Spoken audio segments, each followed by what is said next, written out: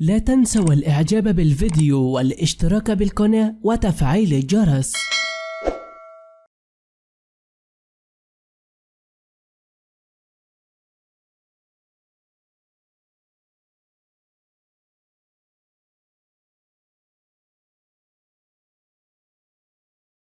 السلام عليكم ورحمة الله وبركاته. مات الشاعر العراقي كريم العراقي منذ قليل بالمستشفى، وما اكتشفوه أهله بعد وفاته صدمهم أكثر من وفاته. في بيان وخبر حزين للغاية أحزن الجميع الآن، ويبكى أسرته والشعب العراقي بالكامل. هذا الخبر الذي تصدر منصات التواصل الاجتماعي وأصبح حديث السوشيال ميديا الآن، خبر عن وفاة كريم العراقي الشاعر الكبير والمعروف الذي وفته المنية اليوم، والذي أحزن الجميع لفراقه. وهذا الأمر قد أبكى الملايين عليه، وبكاء وانهيار أسرته والجميع. والسلام عليكم ورحمة الله تعالى وبركاته.